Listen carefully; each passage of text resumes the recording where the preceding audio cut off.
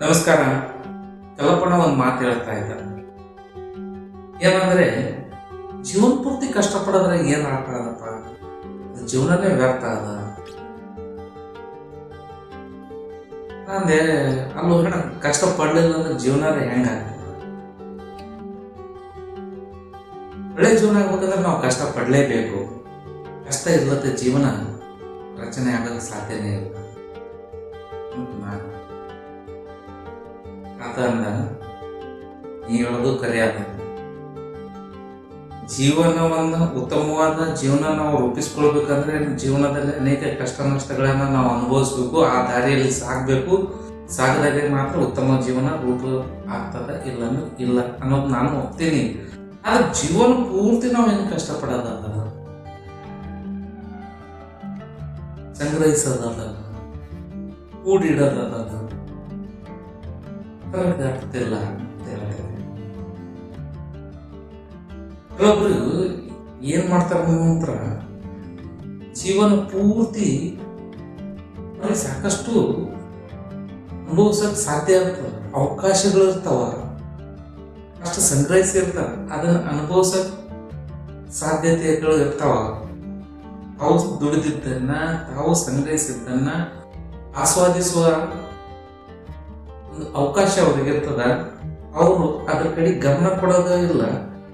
ಗಮನ ಕೊಡಲಾರ್ದೆ ಏನ್ ಮಾಡ್ತಾರಂದ್ರೆ ಮತ್ತಿಟ್ಟು ಕೂಡಿಡಕ್ ಪ್ರಯತ್ನ ಮಾಡ್ತಾರ. ನೋಡ್ತಮ್ಮ, ಅದು ಕಷ್ಟಪಡೋದು ತಪ್ಪು ಅಂತ ಹೇಳಕತ್ತೀನಿ ಅಂತ.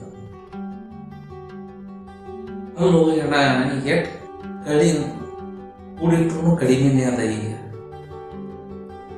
ಕುಳಿತು ಉಂಡರೆ ಕುಳಿಕೆವನ್ನು ಸಾಲದನ್ನು ಮಾತು ನಂಬಲ್ಲೇ ಅದ. ಎಷ್ಟಿದ್ರು ಕುಂತ್ರೆ ಸಾಲದ, ಕಷ್ಟ ಪಡ್ಕೊಂತ ಸಂಗ್ರಹಿಸ್ತಾ ಸ್ವಲ್ಪ ಖಾಲಿ ಮಾಡಬೇಕಪ್ಪ ಅಂತ ನಾನು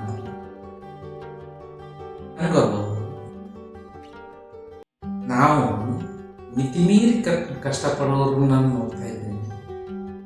ಮಿತಿಮೀರಿ ಸಂಗ್ರಹಿಸ್ತಾ ಇದ್ದಾರೆ, ಸಾಕಷ್ಟು ಇದೆ, ಒಂದಿಷ್ಟು ಆರಾಮಾಗಿ ಜೀವನ ಸಾಗಿಸ್ಬೋದು, ಒಂದಿಷ್ಟು ದುಡಿಮೆ ಮಾಡ್ತಾರೆ. ಮತ್ತು ಅವರ ಅತಿ ಆಸೆಯಿಂದಾಗಿ ಬಹಳ ಬೇಕಾಗ್ತಾರೆ.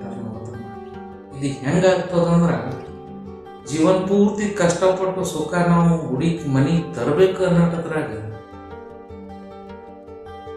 ನಮ್ಮ ಆಯುಷ್ಯ ಅನ್ನೋದು ಮನೆ ಹಿಂಭಾಗದಿಂದ ಹೋಗೋದು ನಮ್ಗೆ ಗೊತ್ತೇ ಆಗೋದಿಲ್ಲ. ಸುಖ ಅನ್ನೋದು ಬೊಗಸೆಯಲ್ಲಿ ತುಂಬಿಕೊಂಡು ನೀರು ತುಂಬಿಕೊಂಡಂಗ ಅದು. ಬೊಗಸೆಯಲ್ಲಿ ನೀರು ತುಂಬಿಕೊಂಡು ನಾವು ಮನೆಗೆ ತಂದಂಗ ಆಗ್ತದೆ ನೋಡು. ಅದು ಬೊಗಸೆಯಲ್ಲಿ ನೀರು ಕುಡಿಬೇಕು, ಆನಂತರ ಮನೆಯವರಿಗೆ ಒಂದಿಷ್ಟು ತರಬೇಕು, ತರಿಸಿದ ನಂತರ ಮನೆಯವರಿಗೆ ಅದು ಬಳಕೆ ಮಾಡ್ಕೋಬೇಕು. ಅದು ಬಿಟ್ಟು ಇನ್ನ ಅಂತ ಹಂಗೆ ಸಂಗ್ರಹಿಸಿದ್ರೆ ಅದು ಹನಿಯಾಗಿ ಬೊಗಸೆ ಖಾಲಿ ಆಗ್ತದೆ ಹೊರತು ಉಳಿಯಲ್ಲ. ಹಂಗೆ ಇದು ಜೀವನ. ನಾವು ಪೂರ್ತಿ ಬರೀ ಸುಖದ ಹುಡುಕಾಟದಲ್ಲಿ, ಸುಖದ ಬೇಟೆಯಲ್ಲಿ ಕಳೀತಾ ಹೋದೆವು ಅಂತಂದ್ರೆ ಸುಖ ಸಿಗಲ್ಲ. ಸುಖ ನಮ್ಮಲ್ಲೇ ಇದೆ, ನಮ್ಮ ಜೊತೆಗಿದೆ. ಕಣ್ತೆರೆದು ಸ್ವಲ್ಪ ನೋಡ್ಬೇಕು.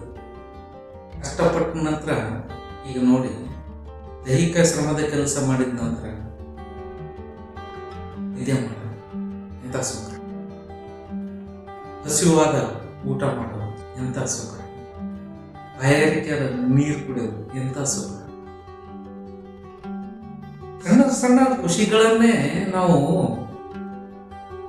ಜೋಡಿಸ್ಕೋಬೇಕು. ಇಲ್ಲಾಂದ್ರೆ ಸುಖ ಅನ್ನೋದು ಇಡಿಯಾಗಿ ಸಿಗಲು ತಮ್ಮ ಈ ಜೀವನದಾಗ. ಸುಖ ಅನ್ನೋದು ಮುತ್ತಿನ ಸರ ಇದ್ದಂತೆ. ಅದು ಸಣ್ಣ ಸಣ್ಣ ಸುಖಗಳನ್ನ ಸೇರಿಸಿ ಒಂದು ಸುಂದರವಾದ ಹಾರ ಮಾಡಿದೆವಂದ್ರೆ ಜೀವನದಲ್ಲಿ ಸುಖದ ಸುಂದರ ಮಾಲೆ, ಆ ಮುತ್ತಿನ ಹಾರ ನಿರ್ಮಾಣ ಆಗಿರ್ತದೆ. ಅದು ಬಿಟ್ಟು ಬರೇ ನಾವು ಮುತ್ತು ಒಳೆ ಮಾಡ್ಕೊಂತ ಹೋಗಿ ಕೂಡಿಟ್ಟೇವಂದ್ರೆ ಅದು ಜೀವನ ಆಗಲ್ಲ. ಮುತ್ತಿನ ಹಾರ ಮಾಡಿ ಹಾಕೋಬೇಕು, ನಾವು ಅನುಭವಿಸ್ಬೇಕು. ಅದು ನೀವು ನೋಡಿ, ಎಷ್ಟೋ ದೈಹಿಕ ಶ್ರಮದ ಕೆಲಸ ಮಾಡ್ತಿರ್ತೀವಿ, ನಿದ್ದೆ ಕೆಟ್ಟು ಕೆಲಸ ಮಾಡ್ತೀವಿ, ನಿದ್ದೆ ಬಿಟ್ಟು ಮಾಡ್ತೀವಿ, ಆರೋಗ್ಯ ಕೆಡಿಸ್ಕೊಂತೀವಿ. ಹಸುವಾಗಿರ್ತದೆ, ಊಟ ಬಿಟ್ಟು ಕೆಲಸ ಮಾಡ್ತೀವಿ, ಔಷಧದಿಂದ ತಿಂತೀವಿ ಕೆಲವೊಂದು ಸಾರಿ. ಅದ್ರ ರುಚಿ ಕೂಡ ನೋಡೋದಿಲ್ಲ. ಕೆಲಸದ ಕಡೆ ಗಮನ, ಇನ್ನೊಂದು ತಾಸು ಹೆಚ್ಚಿಗೆ ಮಾಡಿದ್ರೆ ಏನೋ ಸಿಗ್ತದೆ. ಅಲ್ಲಿ ಇಲ್ಲಿ ಕಳ್ಕೊಂತ ಇದೀವಿ. ಹಸು ಇದೆ, ಆಹಾರ ಇದೆ, ಆದ್ರ ಅದನ್ನ ಅನುಭವಿಸುವ ಮನಸ್ಸನ್ನ ಇಲ್ಲಿ ಕಳ್ಕೊಂತ ಇದ್ದೀವಿ. ಹಂಗಾಗಬಾರ್ದು. ಅದನ್ನ ಅನುಭವಿಸಿ ದುಡಿಬೇಕು, ಸಂಗ್ರಹಿಸಬೇಕು. ಆಗಾಗ ಸಿಗುವ ಸುಖದ ಕ್ಷಣಗಳನ್ನ ನಾವು ಕಳ್ಕೋಬಾರ್ದು, ಅವುಗಳನ್ನ ಅನುಭವಿಸ್ಬೇಕು. ಜೀವನದಾಗ ಹಂಗೆ ಬರ್ತಿರ್ತಾವ, ದಿನಾನೂ ಬರ್ತಿರ್ತಾವ. ನಾವು ಆ ಕಡೆ ಲಕ್ಷ್ಯ ಕೊಡೋದಾಗಿ ಮತ್ತ ಅಳಾಕತ್ತೀವಿ, ಜೀವನ ತ್ರಾಸ. ಹಿಂಗಲ್ಲೋ ತಮ್ಮ, ಇದನ್ನ ನಿನಗೆ ಹೇಳಕತ್ತೀನಿ ಅಂತ ಕಲ್ಪನಾ ನನಗೆ ಹೇಳ, ನಾನೇ ಆಯ್ತು ಕೊಡಪ್ಪ, ಇದನ್ನು ಕರೆಯಾದ. ದುಡಿಯೋದು ಅಂತ ಇದೇ ಅದ, ಕಷ್ಟಗಳಂತೂ ಬಂದೇ ಬರ್ತಾವ, ಅದ್ರ ಜೊತೆ ಸುಖಗಳು ಕೂಡ ಬರ್ತಿರ್ತಾವ ಅನ್ನೋದು ನನ್ನ ಕಲ್ಪನಾ ಮಾತಿನಿಂದ ಅರ್ಥ ಆಯ್ತು. ಬಂದಂತ ಕಷ್ಟಗಳನ್ನ ಅವುಗಳನ್ನ ಎದುರಿಸೋಣ, ಹಾಗೆ ಬಂದಂತ ಸುಖಗಳನ್ನ ಅನುಭವಿಸೋದು. ಸಣ್ಣ ಪುಟ್ಟ ಸುಖಗಳು ಸಾಕಷ್ಟು ಅದಾವಲ್ಲಿ. ಒಳ್ಳೆ ದೃಶ್ಯ ಇರ್ತದೆ, ನಾವು ಎಲ್ಲೇ ಹೋಗ್ತಿರ್ತೀವಿ, ಒಂದು ಒಳ್ಳೆ ದೃಶ್ಯ ಇರ್ತದೆ, ನೋಡಿ ಅನುಭವಿಸ್ಬೇಕು. ಅದು ಬಿಟ್ಟು ಮತ್ತೇನೋ ವಿಚಾರ ಮಾಡ್ತಿರ್ತೀವಿ, ನಾವು ಮುಂದಾಲೋಚನೆಗಳಲ್ಲಿ ಮುಳುಗಿರ್ತೀವಿ. ಹಿಂಗೆ ಮಾಡೋದ್ರಿಂದ ಆ ದೃಶ್ಯದ ನೋಟವನ್ನ ಸವಿಯುವ ಸೌಭಾಗ್ಯದಿಂದ ವಂಚಿತರಾಗ್ತೀವಿ ನಾವು.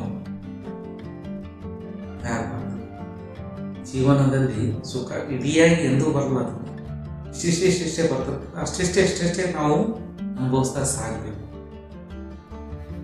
ಅದು ಸುಂದರ ನೆನಪುಗಳಾಗಿ ನಮ್ಮ ಎದೆಯೊಳಗೆ ಇರ್ತವೆ. ಮತ್ತು ನಾವು ಎಷ್ಟೆಷ್ಟು ಸಣ್ಣ ಸಣ್ಣ ಸುಖಗಳನ್ನು ಅನುಭವಿಸ್ತೀವಿ, ಅಷ್ಟಷ್ಟು ನಮ್ಮ ಜೀವನ ಸಂತೃಪ್ತವಾಗ್ತಾ ಸಾಗ್ತದೆ. ನಾವು ಎಲ್ಲ ಕಡೆಗೆ ಹೆಚ್ಚಿನ ಗಮನ ಕೊಡಕ್ಕೆ ಶುರು ಮಾಡ್ತೀವಿ. ಇದರಿಂದ ಜೀವನ ಸಂಪದ್ಭರಿತ ಆಗ್ತದೆ. ಸಂಪತ್ತಿನಿಂದ ಕೂಡಿರ್ತಕ್ಕಂಥ ಜೀವನ ನಿಮ್ದು. ಧನ್ಯವಾದಗಳು.